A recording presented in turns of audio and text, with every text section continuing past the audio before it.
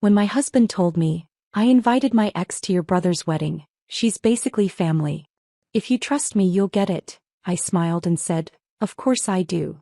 Then I secretly asked her husband to be my plus one. Let's just say the rehearsal dinner became unforgettable, for all the right reasons. "If you trust me, you'll get why I invited Hannah to Adam's wedding."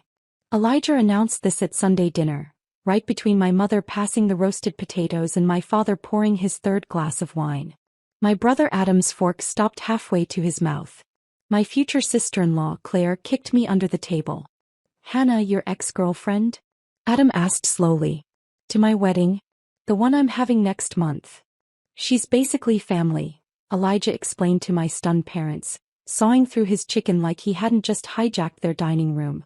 "You remember how close we all were?" Nobody remembered, as it never happened. But I watched my husband construct this elaborate lie while my family sat frozen, and I heard myself say, "Of course, honey. I completely understand." What Elijah didn't know was that I'd already found Isaac Morrison's number, Hannah's actual husband, saved in my phone since yesterday. Before we continue, if you believe betrayal should be exposed and truth deserves to win, please consider subscribing. It's free and helps others find these stories. Now let's see how this unfolds. The discovery had been accidental.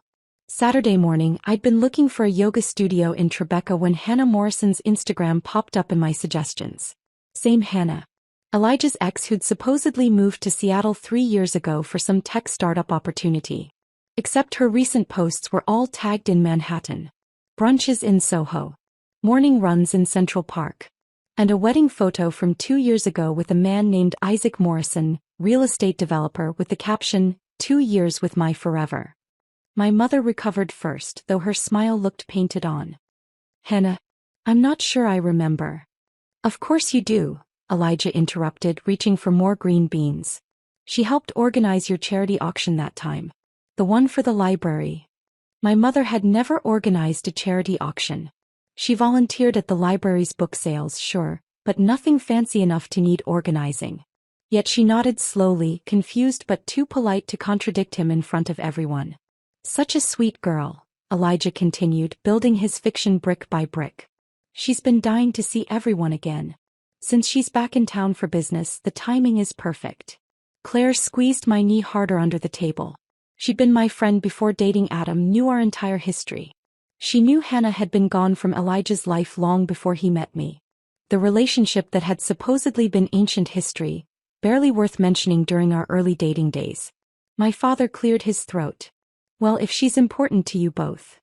"She is," Elijah said firmly, finally looking at me. His eyes held something I'd never seen before. Not quite a challenge, but close. "Right, Esther?" The correct answer was no. The correct response was to ask why he was inviting his ex-girlfriend to my brother's wedding. The correct move was to point out the inappropriate nature of this entire conversation. Instead, I smiled and passed him the butter dish. "Whatever makes you happy, sweetheart." Adam set down his fork completely. "I don't remember meeting any Hannah." "You were probably away at college," Elijah said smoothly. Too smoothly. He'd prepared for this conversation, rehearsed these lies. "She was around a lot during that time." This was fascinating in its boldness. Adam had gone to Columbia, barely 40 minutes away. He'd been home every other weekend eating these same Sunday dinners. If Hannah had been around a lot, he would have met her. We all knew it. But Elijah kept going, adding details to his fabrication like an artist adding brushstrokes. "She knows all the family stories," he said, laughing at some private memory. "Remember that time at the shore house? 4th of July. We didn't have a shore house. We'd rented one once 5 years ago, long after Hannah would have exited his life. But my parents exchanged glances, trying to recall a memory that didn't exist while their son-in-law gaslit our entire family over pot roast. The rest of dinner blurred into a performance. Elijah playing the devoted husband, nostalgic about old friendships. My parents confused but accommodating. Adam silently furious but holding back for my sake. Claire, practically vibrating with indignation beside him. And me, the understanding wife, cutting my chicken into smaller and smaller pieces while my husband recruited my family into his deception. After dessert, my mother's famous apple pie that tasted like sawdust in my mouth. Elijah helped clear plates while regaling my father with a story about Hannah's supposed new position at a marketing firm. More lies. According to her LinkedIn, which I'd memorized yesterday, she'd been at the same company for 3 years. In the kitchen, Adam cornered me by the dishwasher. What's going on? I don't know what you mean. Esther. His voice was low, urgent. I've never met this woman. Mom and Dad have never met her. Why is Elijah acting like she's some family friend? I focused on scraping plates, avoiding his eyes. Maybe you just don't remember. Stop. He grabbed my wrist gently. This is me. Tell me what's happening. Claire appeared in the doorway, standing guard. Through the dining room, I could hear Elijah laughing at something my father said. The sound made my skin crawl. I can't, I whispered. Not yet. Just trust me, okay? And act normal about Hannah coming to the wedding. Adam's face went through several expressions before landing on concern. Esther. Please. I'm handling it. He wanted to argue, I could see it. My baby brother who'd protected me from playground bullies and bad boyfriends, who'd vetted Elijah thoroughly before approving of our engagement. But something in my face made him step back. Hey. But if you need anything. I know. The ride home was silent except for Elijah humming along to jazz on the radio. His hand rested on my thigh, possessive and familiar. 4 years of marriage reduced to this performance. Both of us pretending everything was fine while secrets multiplied between us like cancer cells. At a red light, he squeezed my knee. Thank you for being so understanding about Hannah. I knew you would be. You're not the jealous type. The jealous type. As if betrayal was about jealousy rather than deception. As if inviting your ex-girlfriend to a family wedding was normal behavior for secure couples. When did she get back to New York? I asked, keeping my voice casual. Few months ago, maybe? His hand tightened slightly on my leg. Haven't kept close track. Another lie. Her Instagram showed she'd never left. The yoga studio she tagged yesterday was 6 blocks from Elijah's new gym. The one he joined 2 months ago for his sudden fitness kick. His Tuesday, Thursday, Saturday schedule that never wavered, never produced the expected soreness or gym stories, but had trimmed 20 pounds off his frame. Back in our apartment, Elijah disappeared into the shower while I stood at our 10th floor window, city lights blinking below like coded messages. Somewhere out there, Hannah Morrison was probably lounging in her own apartment with her husband Isaac, planning what to wear to my brother's wedding. Did Isaac know his wife was resuming an affair? Or was he as blindly trusting as I'd been until yesterday? His number burned in my phone. 1 call. 1 text. That's all it would take to compare notes to confirm what I already knew in my bones. But not yet. First I needed more proof. Real evidence that would stand up against Elijah's smooth denials and practiced lies. The shower stopped. Soon he'd climb into bed, kiss my forehead and fall asleep within minutes while I lay awake replaying every business trip, every late meeting, every new shirt and unexplained cologne purchase. The perfect illusion of our marriage had shattered at my parents' dinner table, but I'd keep performing my role a little longer. Because if Elijah wanted to bring Hannah to Adam's wedding, I'd make sure she had company. Isaac Morrison would be my +1, and together we'd give them a reunion they'd never forget. Monday morning arrived with Elijah kissing my forehead before leaving for work, his cologne lingering in the air, something new and expensive I didn't recognize. The apartment felt different now, like the walls themselves knew about the performance we were both giving. I waited exactly 10 minutes after hearing the elevator close before opening my laptop. Hannah Morrison's Instagram became my obsession. Public profile, 847 posts, each one a potential piece of evidence. I scrolled methodically, screenshot by screenshot, building a folder titled Tax Documents on my desktop. Her life unfolded in reverse. Recent yoga classes in Tribeca, wine tastings in Brooklyn, art gallery openings where she wore dresses that cost more than our mortgage payment. Then I found him. Isaac Morrison appeared first in a wedding photo from 2 years ago. Tall, broad-shouldered, with the kind of tired eyes that suggested he worked too much. Real estate developer according to the tag. His own profile was harder to access. Private settings, but his company page, Morrison Properties, was wide open. The conference schedule on his business page made my coffee go cold. Boston Real Estate Summit March 15th to 17th. The same weekend Elijah had his emergency investor meeting in Boston. I remembered the video call where Elijah had tried to show me his hotel room, accidentally revealing the lobby for a split second. The Marriott Copley Place. The exact hotel listed as the conference venue on Isaac's company newsletter. My hands trembled as I cross-referenced everything. Isaac's post about productive morning sessions time-stamped at 9 a.m. Elijah's text to me about breakfast meeting running long at 9:07 a.m. Hannah's Instagram story from that same morning. A coffee cup at the Marriott Lounge, no caption, but her manicured hand wearing the pearl ring that had appeared around the same time as Elijah's mysterious credit card charge. 3 days became my timeline for evidence gathering. Tuesday, I called in sick to work and drove to Elijah's gym during his supposed workout window. His car wasn't in the parking lot, but 14 blocks away at a boutique hotel's valet stand there it was. The same hotel where Hannah had posted a selfie 2 hours earlier, claiming she was at a client lunch. Wednesday brought credit card statements. I'd never checked them before, trusted him to handle our finances while I managed the household. The entries read like a confession. 11 Madison Park, $400, on a night he'd claimed to be entertaining clients from Tokyo. Except Hannah had posted about date night, with just a heart emoji that same evening. The jewelry store charge, $2,847, not the $2,800 I'd estimated from Cartier, dated 3 weeks ago. Our anniversary was 6 months away. I photographed everything with my phone, creating duplicates in case he somehow discovered my laptop folder. The evidence was overwhelming, undeniable, and growing by the hour. A reservation at the Greenwich Hotel's restaurant when he was supposedly at a conference in Philadelphia.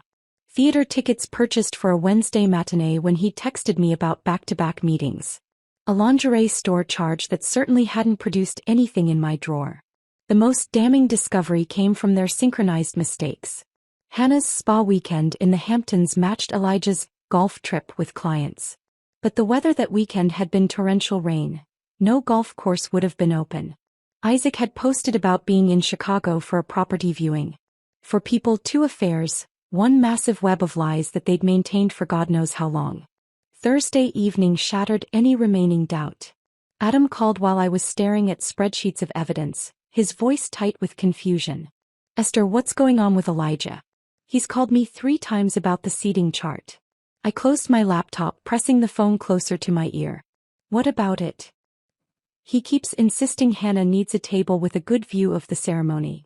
He actually suggested moving Aunt Patricia to accommodate her. Aunt Patricia, who's 93 and Dad's favorite sister. My brother's frustration bled through the phone. He'd never particularly warmed to Elijah. Too smooth, he'd said once, but had accepted him for my sake. And get this, Adam continued, he offered to pay for Hannah's hotel room. Said it was his wedding gift to us. What kind of wedding gift is paying for your ex-girlfriend's accommodation? I don't know, I managed, though I knew exactly what kind. The kind that meant he planned to spend the night with her. Should I be worried? Is everything okay between you two? The concern in his voice nearly broke me. I wanted to tell him everything, to let him storm over here and confront Elijah with his protective brother rage. But not yet. We're fine. Maybe he's just trying to be friendly. Adam's silence said he didn't buy it, but he let it drop. If you need anything. I know. Thanks. After we hung up, I sat in the darkness of our living room, city lights painting patterns on the ceiling. Elijah had been planning this for weeks, maybe months. Every detail orchestrated to give him a weekend with Hannah while using my brother's wedding as cover. The cruelty of it was breathtaking. Friday morning, I found Isaac Morrison's business website. Morrison Properties had a clean, professional design with his direct email at the bottom of the contact page. I opened a new message and stared at the blank screen for an hour. How do you tell a stranger their marriage is a lie? How do you introduce yourself as a fellow victim? 20 drafts later, each one deleted, I finally typed. Your wife is attending my brother's wedding as my husband's guest. Simple. Direct. Undeniable. My finger hovered over the send button while rain started pattering against the windows. This would change everything. Once sent, there was no taking it back, no pretending I didn't know, no returning to the comfortable lie of my marriage. I hit send at 11:47 a.m. Then I drove to my favorite coffee shop, ordered a latte I didn't drink, and waited. My phone sat face up on the table, silent for hours that felt like days. Customers came and went. The barista asked twice if I needed anything else. The rain stopped, started, stopped again. At 5:15 a.m. the next morning my phone buzzed. I've been suspicious for months. Let's meet. 7 words that confirmed everything while revealing nothing.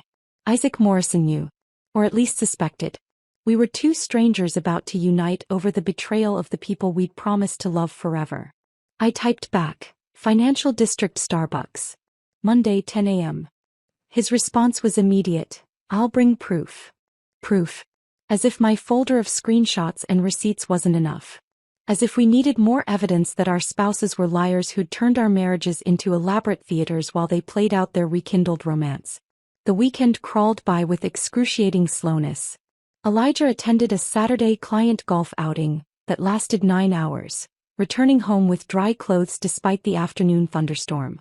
Sunday he made breakfast, his guilt pancakes I'd started calling them in my head, while humming off-key to jazz. I smiled, ate 2 bites and claimed an upset stomach. Monday morning finally arrived. I left the apartment at my usual time but drove past my office building, continuing downtown toward the financial district. The Starbucks on Pearl Street was already crowded with bankers and lawyers grabbing their morning fixes. I ordered an espresso I didn't want and claimed a corner table where I could watch the door. Isaac Morrison walked in at exactly 10 a.m. and I knew him instantly. Not just from his photos. Something in the way he moved, careful and deliberate, like someone who'd learned not to trust the ground beneath his feet.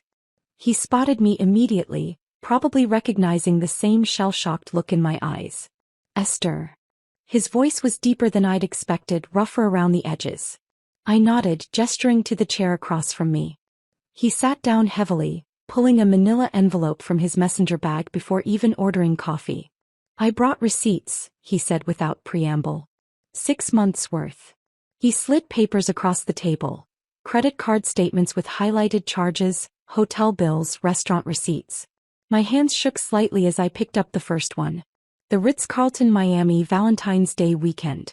A charge for $3,200 that included couples massage, champagne service and a late checkout. Hannah said it was a work incentive trip, Isaac explained, his voice flat. Top performers at her company. Except I called her company. They don't do incentive trips. Haven't in 3 years due to budget cuts. The next receipt was from 11 Madison Park. $400 for dinner for 2, the same night Elijah claimed to be entertaining Tokyo clients. This was their anniversary dinner, Isaac said, pointing to the date. The anniversary of when they first started dating in college. She celebrates it every year. Used to drag me to some fancy place, but this year she said she was working late. I pulled out my phone, showing him my own evidence folder. Elijah's calendar has fake meetings with the Thompson account every Tuesday and Thursday. I called Thompson's secretary. Those meetings never existed. Isaac laughed. A harsh, broken sound. Hannah has him saved in her phone as Pilates instructor. Found that out when her actual Pilates instructor called about a scheduling change and I got confused. We spent the next hour creating a timeline on coffee shop napkins, mapping out the elaborate choreography of deception. Every business trip aligned with a conference. Every late night matched a work emergency.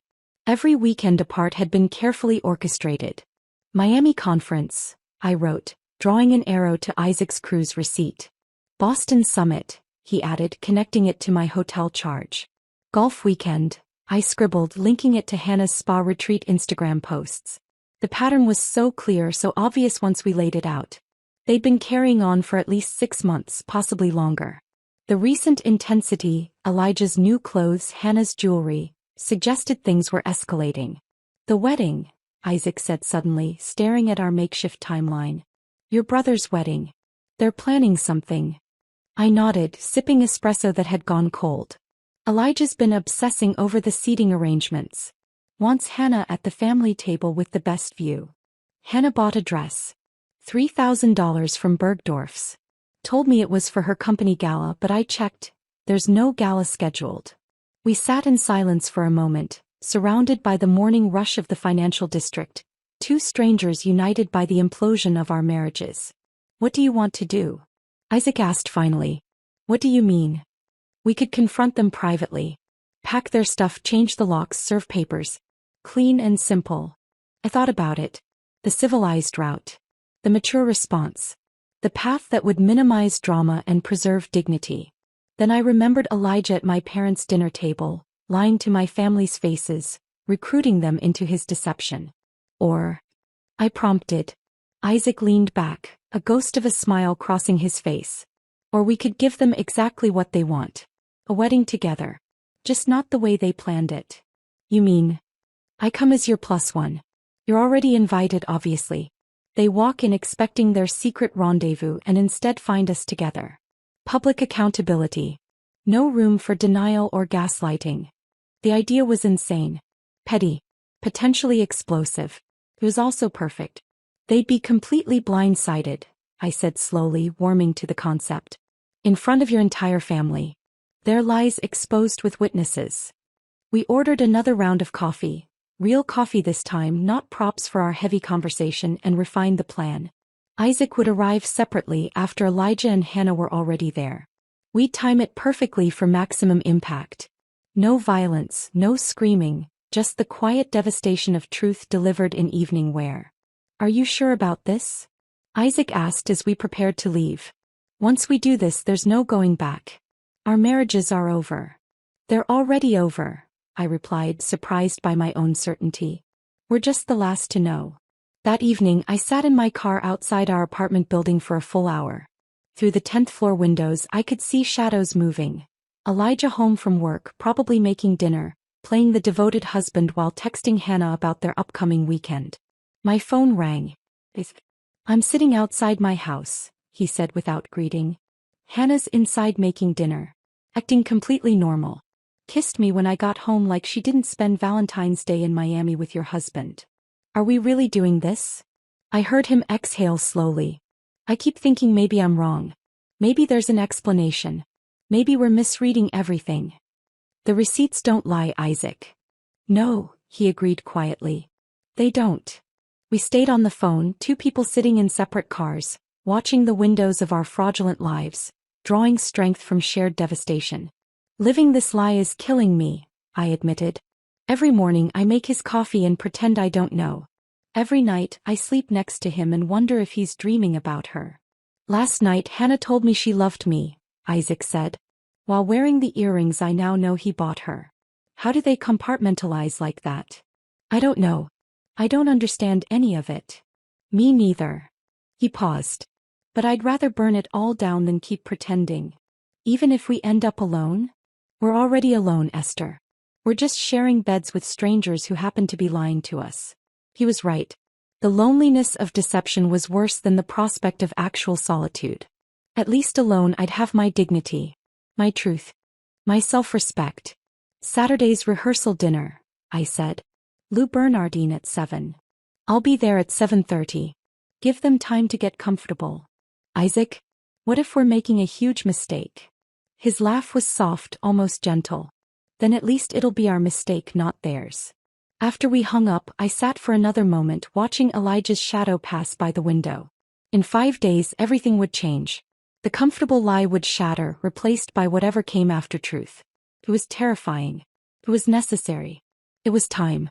I walked into the apartment, legs still shaky from sitting in the car so long, to find Elijah in the kitchen with an apron on. Something I hadn't seen in 2 years. The smell of garlic and rosemary filled the space.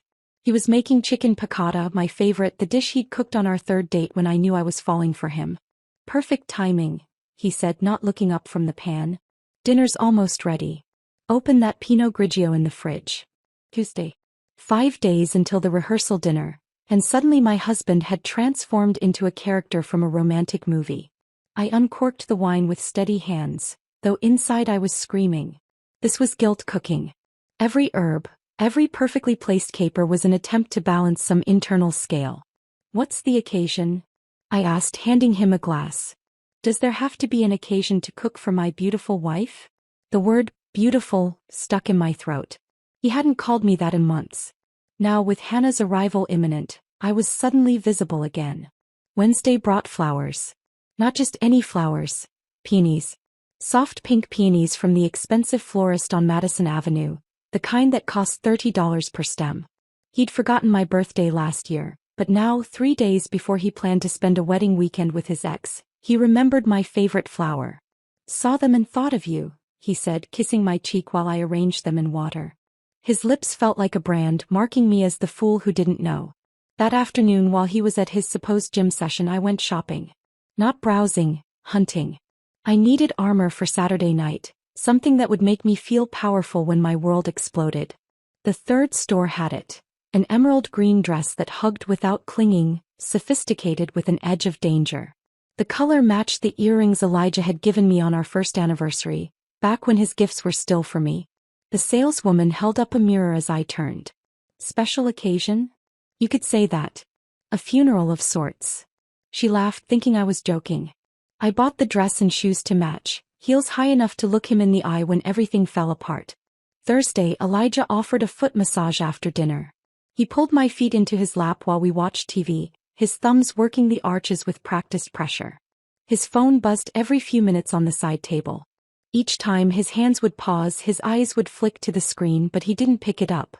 The restraint must have been killing him. Who keeps texting? I asked innocently. Just work stuff. Johnson's being demanding about the quarterly reports. Johnson was his supervisor who'd been on vacation in Bermuda all week, according to the out-of-office reply I'd gotten when I'd tested Elijah's lie by emailing about a fictional dinner party. I took a photo of him massaging my feet, his wedding ring visible, the TV showing the timestamp. I sent it to Isaac with the caption, "The guilt is strong tonight. Hannah must be getting excited." Isaac replied immediately, "Hannah just spent an hour on the phone with her friend in the bathroom." I could hear her giggling. Friday morning changed everything. I was making breakfast when Elijah emerged from the bedroom in his best casual outfit. The jeans that made him look 10 years younger, the polo that brought out his eyes.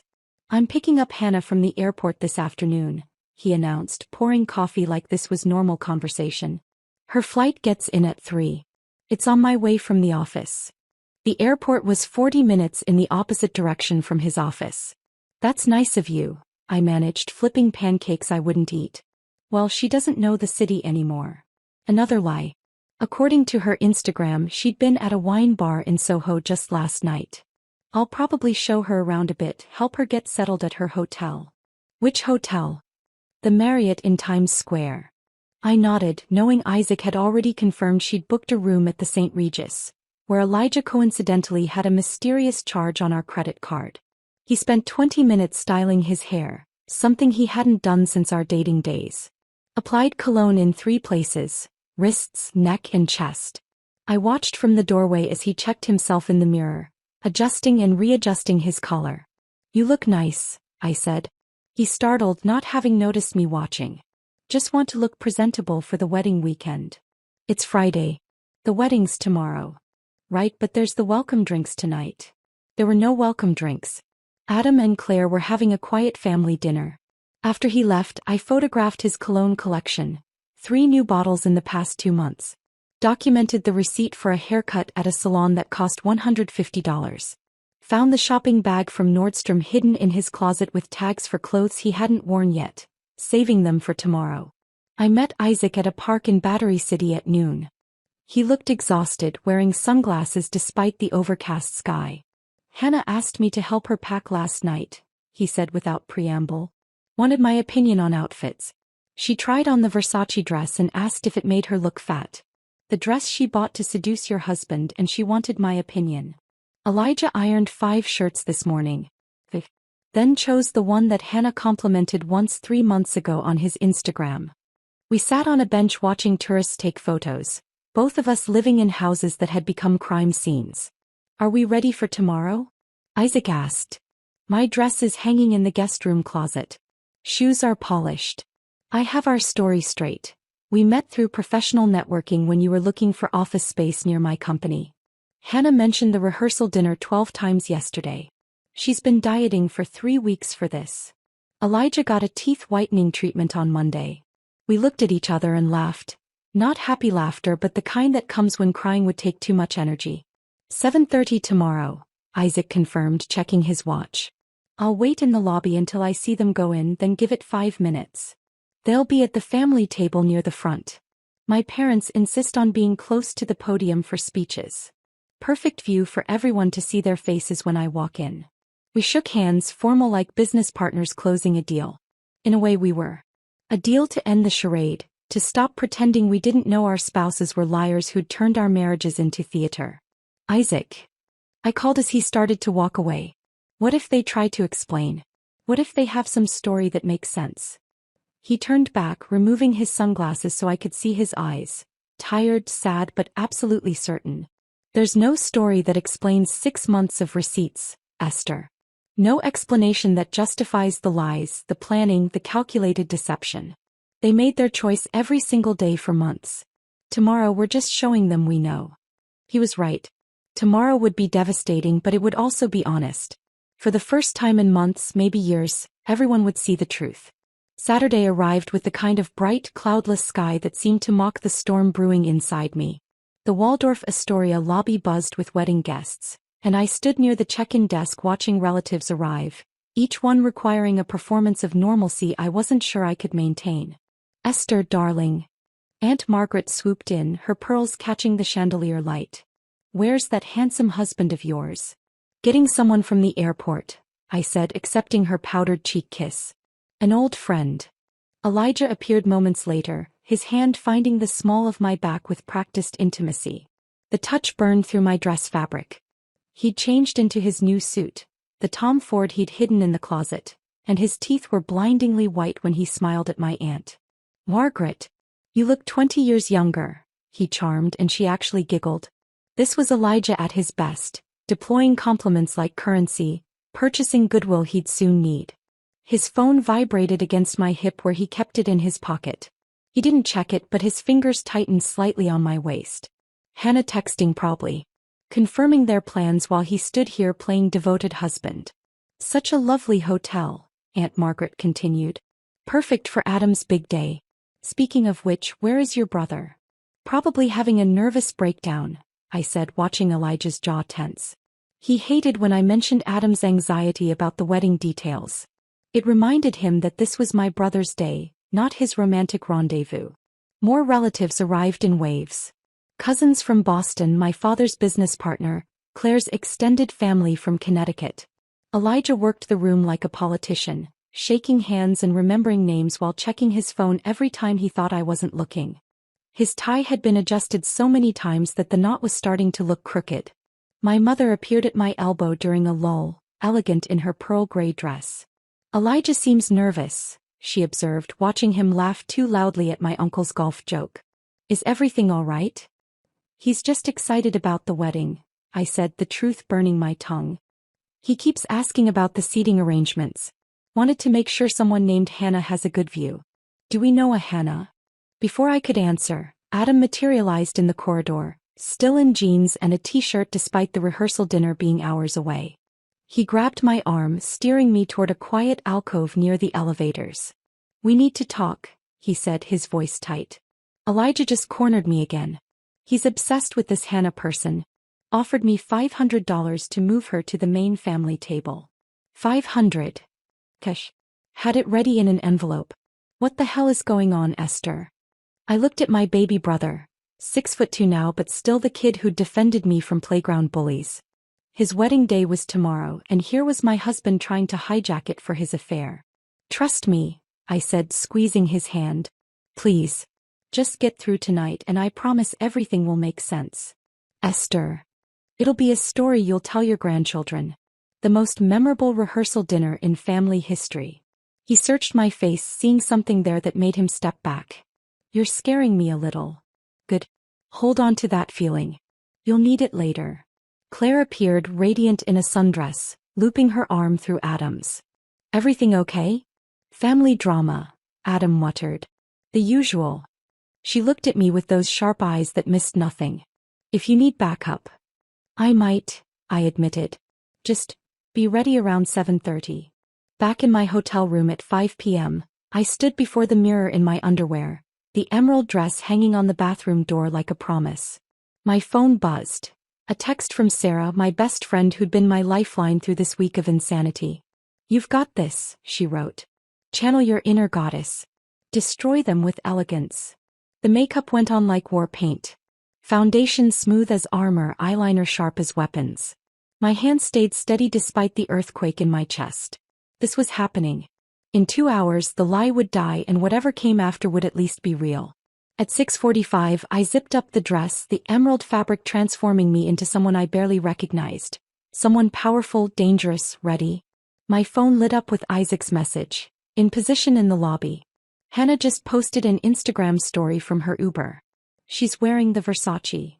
Elijah left 10 minutes ago to get her, I replied. See you on the other side. One last look in the mirror. The woman staring back wasn't the trusting wife who'd smiled through Sunday dinner lies. This was someone else. Someone who'd gathered receipts like weapons and chosen truth over comfortable fiction. The elevator ride felt endless. Each floor counting down to detonation. The lobby was quieter now, most guests already heading to dinner or getting ready in their rooms. I walked through like a ghost, heels clicking on marble, several heads turning to track my progress. The emerald dress was doing its job. Lou Bernardine's private dining room glowed with soft light and fresh flowers. My parents were already there, arranging place cards with the obsessive attention to detail that made them perfect party hosts. My mother looked up, her face brightening. Darling, you look stunning. That dress. Thanks, Mom. I picked up a place card with Hannah's name, noting its position at the family table, exactly where Elijah had paid to put it. Everything's perfect. The champagne flute someone pressed into my hand remained untouched. I couldn't risk alcohol, not tonight. I needed every brain cell firing, every reaction under control. 7:05. Cousins started arriving. Claire's parents. My father's brother from Philadelphia. I made small talk about tomorrow's weather forecast, about Adam's nervousness, about anything except the bomb about to explode in this beautiful room. 7:10. My phone vibrated. Isaac. They just walked in together. His hand is on her back. They're laughing. I typed back with steady fingers, incoming. Then I positioned myself with a clear view of the entrance, champagne prop in hand, smile fixed in place. The avalanche was rolling now, gravity pulling it toward impact, and there was no force on earth that could stop it. The door opened. Elijah walked in first, his face glowing with the particular happiness of a man who thought he was getting away with everything. Behind him, Hannah in her Versace dress, blonde hair cascading over bare shoulders, looking exactly like the kind of woman men destroyed marriages for. They moved through the room like a couple, her hand brushing his arm, him guiding her with subtle touches that anyone watching would recognize as intimate. My mother noticed. I saw her face shift from welcome to confusion. My father's eyes narrowed. Adam stood slowly from his seat. Elijah brought Hannah straight to me, probably thinking he'd get the introduction over with quickly, neutralize any awkwardness with his charm and confidence. He had no idea he was walking into his own execution. Darling, he said, leaning in to kiss my cheek while Hannah watched with barely concealed satisfaction. This is Hannah. Hannah, my wife Esther. So lovely to finally meet you, Hannah purred, extending a manicured hand. Elijah's told me so much about you. I took her hand, noting the pearl bracelet that matched the earrings Elijah had bought, completing the set. Has he? How interesting, since he's told me almost nothing about you. The door opened again. Isaac walked in like he owned the room. 6'3" in a charcoal suit that made him look like a man who'd come to collect a debt. He paused in the doorway, scanning the room with deliberate slowness, letting everyone see him before he moved. The conversations near the entrance died first, then spread through the room like a wave as heads turned to track this stranger's progress. Sorry I'm late, he said, his voice cutting through the sudden quiet. Traffic was murder. The champagne glass slipped from Hannah's hand. The crystal shattered against the marble floor with a sound like breaking bells, golden liquid splashing across her Versace dress and designer shoes. The entire room froze, watching champagne spread between the tables like spilled secrets. Isaac. Hannah's voice came out strangled, barely above a whisper. Her face had gone the color of old paper, all that carefully applied makeup suddenly standing out against bloodless skin. Elijah jumped up so fast his chair screeched against the floor. You weren't invited. This is a private event. Actually, I said, standing slowly, smoothing my emerald dress with deliberate calm, he's my +1. Isaac, honey, come sit. You're right next to me. The word honey landed like a grenade. My mother's hand flew to her throat. Adam's mouth fell open. Claire pulled out her phone and I saw the red recording light appear. What's going on? My father demanded, his voice carrying the authority of someone who'd built a business from nothing and didn't tolerate nonsense. Isaac walked through the wreckage of the champagne glass, his shoes crunching on crystal shards. What's going on is that my wife and your son-in-law have been having an affair for at least 6 months. He pulled out his phone, swiping through screens with practiced efficiency. Should I start with the Miami cruise she said was a work incentive? Or the Boston conference where they shared a room at the Marriott? We didn't, Hannah stammered, trying to stand, but her heel caught in her wet dress hem. Save it, Isaac said, his voice flat and terrible. I have receipts. Credit card statements. Text messages where you saved his number as Pilates instructor. Really, Hannah? Pilates? Elijah's face cycled through emotions, shock, anger, calculation, before settling on denial. This is ridiculous. Hannah and I are old friends. Esther knows that. She understands. I understand plenty, I interrupted, pulling my own phone from my clutch. Like how your Thompson account meetings never existed. Thompson's secretary confirmed that when I called. Every Tuesday and Thursday for 6 months, you were in fake meetings. My cousin Barbara gasped audibly. Someone dropped a fork. The jewelry receipt was interesting too, I continued, scrolling through my evidence folder. $2,800 at Cartier 3 weeks ago. Our anniversary isn't for 6 months, Elijah. But Hannah's wearing new pearls tonight. What a coincidence. Hannah's hand flew to her throat, covering the pearl necklace like she could make it disappear. The hotel charges were my favorite, Isaac added, his voice gaining momentum. The St. Regis for times in the past 2 months. Always on nights when Hannah had client dinners and Elijah had conferences. My mother stood up, her face a masterpiece of controlled fury. Is this true? Have you been carrying on with this woman while married to my daughter? Elijah tried his charm one more time, spreading his hands in a gesture of innocence. This is all being blown out of proportion. Hannah needed support during a difficult time. I was being a friend. A friend doesn't buy lingerie, Isaac said quietly, and the room went completely silent. $800 at La Perla. I found the receipt in her jewelry box, hidden under earrings you bought her. Hannah made a sound like a wounded animal. Isaac, please, let's discuss this privately. Privately? Isaac laughed, harsh and bitter. Like your private discussions with him? Your private trips? Your private hotel rooms? No, I think public is perfect. All these people should know what kind of woman is attending this wedding. My father stood up slowly, deliberately, like a judge preparing to deliver a verdict. Elijah. Hannah. You need to leave. Now.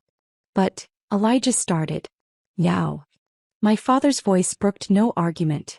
Before I have hotel security escort you out. Adam finally found his voice. Wait. Everyone turned to look at him.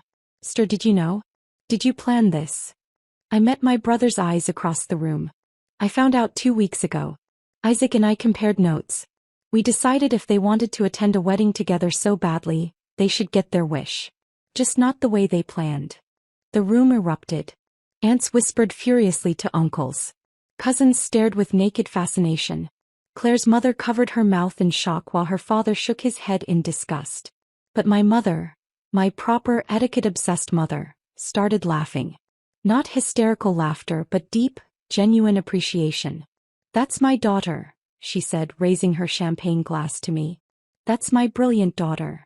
Hannah stood on shaking legs, champagne still dripping from her designer dress. This is entrapment. You planned this. We planned this. I asked, my voice sharp enough to cut. You've been planning an affair for months. We just planned its ending. She grabbed Elijah's arm. We're leaving. But Elijah wasn't looking at her. He was looking at me, and for the first time since this started, I saw real loss in his eyes. Not guilt, not anger, but the dawning realization of what he'd thrown away. Esther. Don't, I said simply. Just don't. Hannah pulled him toward the door, her heels clicking frantically on the marble. But at the threshold, Elijah turned back. This isn't over, he said, his voice low and threatening. I raised my champagne glass, finally taking a sip of the liquid I'd been holding for an hour. Actually, it is. My lawyer will be in touch on Monday. They left, Hannah's Versace dress swishing, Elijah's shoulders rigid with humiliation. The door closed behind them with a soft click that sounded like the end of everything. The room stayed frozen for another heartbeat. Then Uncle Richard started slow clapping. Aunt Margaret joined. Soon half the room was applauding while the other half sat in stunned silence.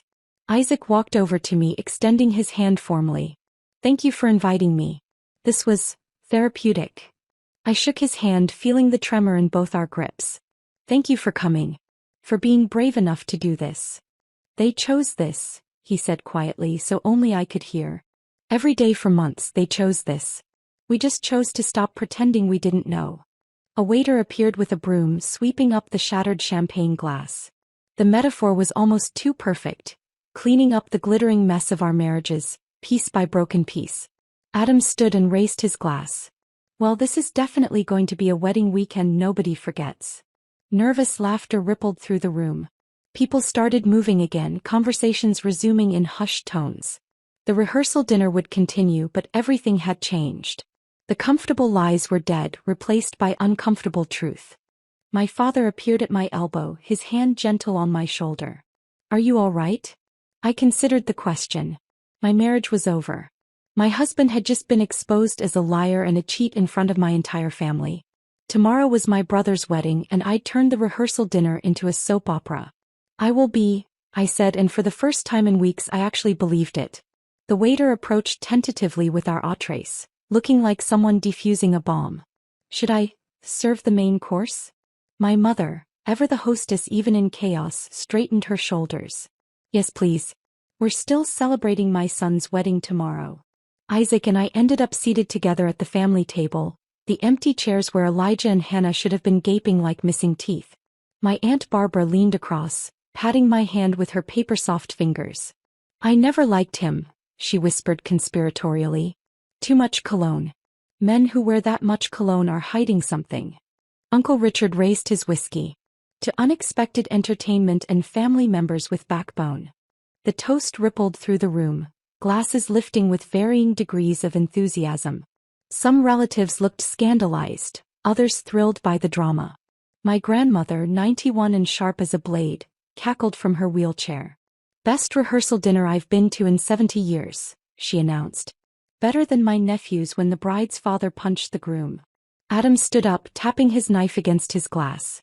The room quieted, everyone eager for his reaction to his rehearsal dinner becoming a battlefield. "Well," he started, looking directly at me, "my sister just gave us a story that'll last generations.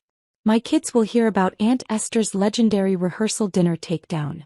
So here's to Esther, who showed us all that truth, even when it's ugly, is better than a beautiful lie."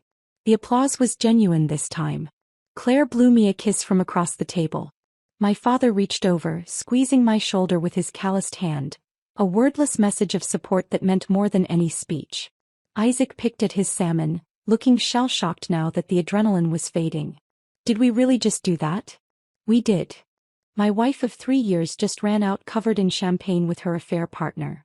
My husband of 4 years just got exposed in front of everyone I'm related to." We looked at each other and started laughing.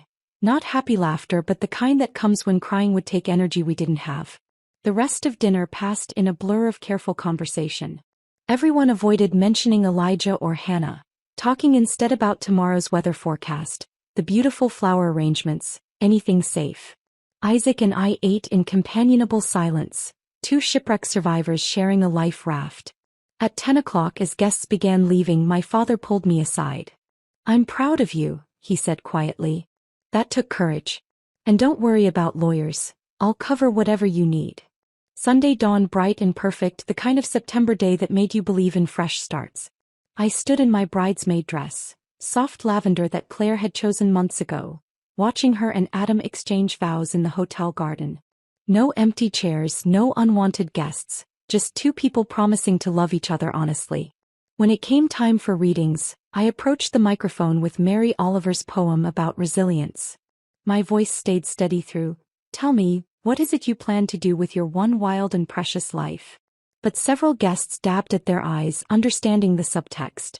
During the father-daughter dance, my dad whispered, "Randall Clearwater is the best divorce attorney in the city. Already made you an appointment for Tuesday."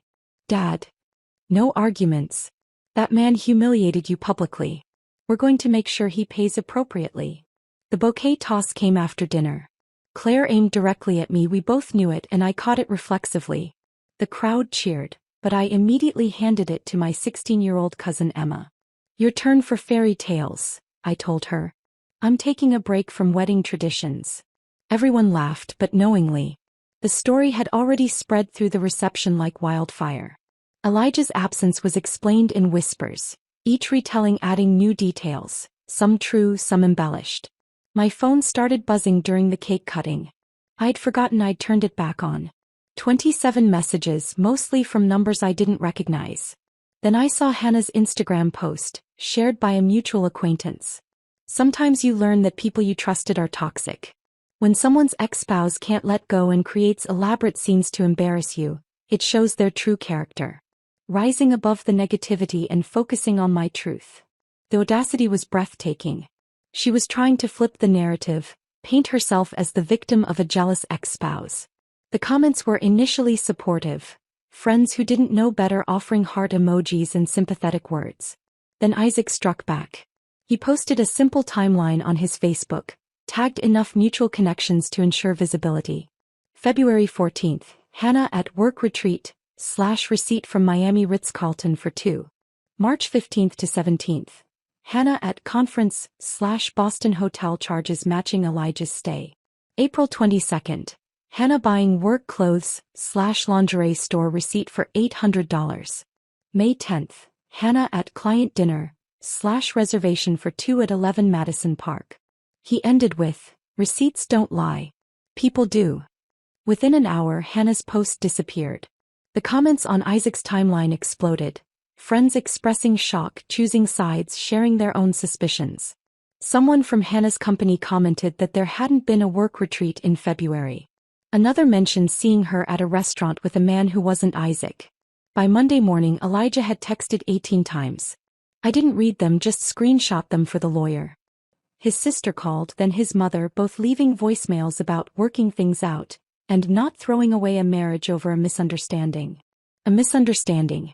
6 months of calculated deception reduced to a misunderstanding. Sarah came over Monday evening with wine and packing boxes. We're erasing him, she announced. Every trace. We went through the apartment methodically. His clothes into boxes labeled with the dates of his fake meetings.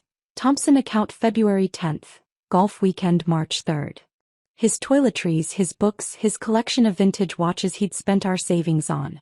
4 years of marriage fit into 12 boxes. You want to keep anything?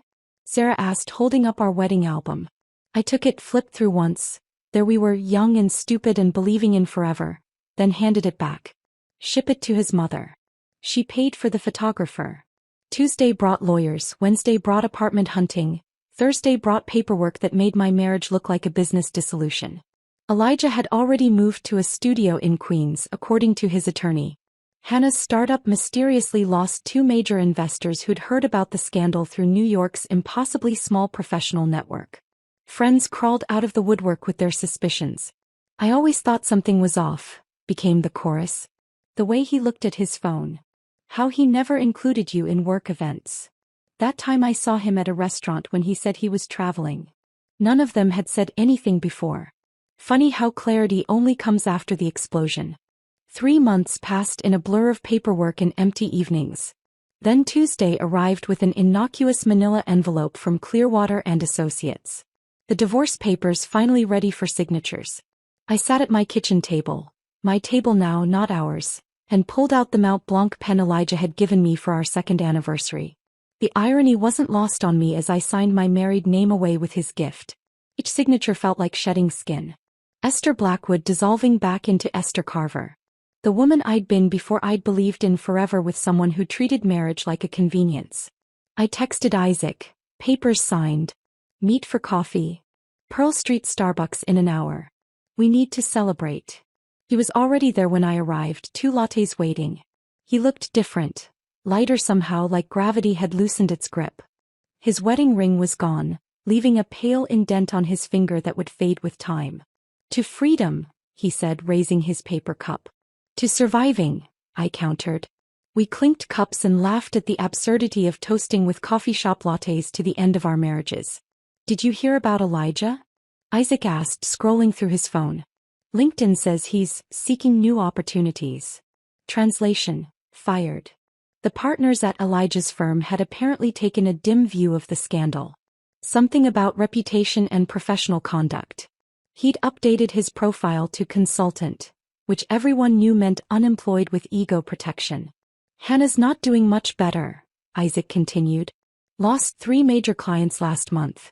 Turns out nobody wants their brand managed by someone who became infamous for destroying marriages at a rehearsal dinner. I should have felt vindicated, but mostly I felt nothing. Their downfall was just consequence meeting action as natural as gravity. Are you dating? Isaac asked suddenly. Random question much? I met someone. Catherine. She's a pediatrician at Mount Sinai. He smiled, really smiled for the first time since I'd known him. She actually works her night shifts. No mysterious conferences. No Pilates instructor contacts. That's wonderful, Isaac. Your turn. Anyone? I thought about David, the chef I'd met at the farmer's market 3 weeks ago. He'd asked for my number while holding heirloom tomatoes, his hands stained purple from handling beets. On our first date he couldn't hide where he'd been. His fingers smelled like rosemary from prep work. Maybe, I admitted. A chef. Early days. A chef's perfect. Built-in lie detector. Can't claim he was at work if he doesn't smell like garlic. We met monthly after that, same coffee shop, same corner table. Not because we were clinging to shared trauma, but because we'd become actual friends. Who else could understand the specific betrayal of discovering your spouse's affair through Instagram stories and credit card receipts? Catherine joined us once, curious about the woman who'd helped Isaac through his divorce. She was lovely, warm, direct, with tired eyes that came from actual night shifts, not fabricated ones. She thanked me for being there when Isaac needed someone who understood. Most people say, just move on, like it's that simple, she said. They don't get that betrayal rewires your brain. You saved him from going through that alone. David met Isaac the following month. They bonded over their mutual confusion about how anyone could throw away a marriage for an affair. David, whose restaurant closed at 11 every night without fail, couldn't fathom the elaborate lies our exes had maintained. I barely have energy to shower after service, he said, flour under his fingernails from morning bread. Managing a double life sounds exhausting.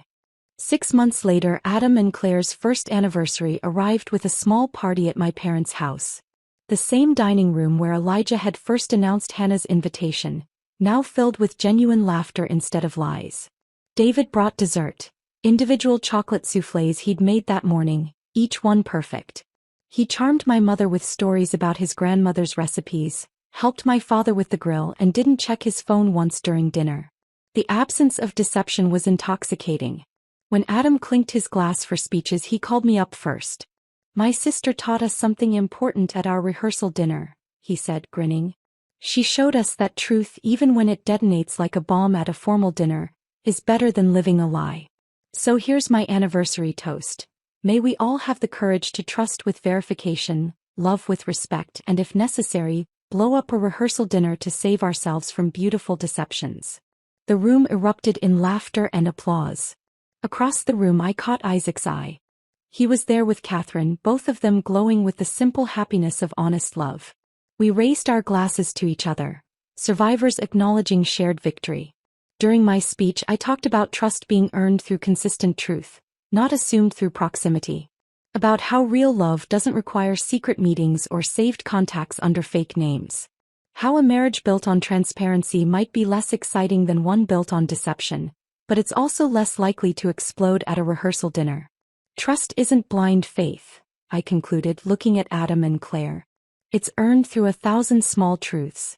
And if someone tells you to trust them while acting suspiciously, remember that actions speak louder than manipulative words. That night, back in my apartment, completely redecorated now with no trace of Elijah's presence, I sat with the journal Dr. Martinez had suggested. The therapist who'd helped me understand that exposing the affair publicly wasn't vindictive but self-preservation. I wrote about Elijah's words that had started everything. If you trust me, you'll get it. He'd been accidentally prophetic. I had trusted him and I did get it. I got that trust without verification leads to deception. That love without respect becomes manipulation. That staying in a beautiful lie hurts more than embracing an ugly truth. But mostly I got myself back. The woman who'd existed before I'd shrunk myself to fit into Elijah's deceptions. The one who could spot lies now from a distance, who valued truth over comfort, who'd learned that the best revenge wasn't destroying someone else but rebuilding yourself into someone who could never be fooled again. My phone buzzed. David texting from the restaurant. Closing soon. Saved you the last piece of chocolate cake. Also, I smell like fish stock, so you'll know exactly where I've been. I laughed, genuine and free. This was what honest love looked like. Unglamorous, verifiable, and somehow more romantic than any elaborate lie.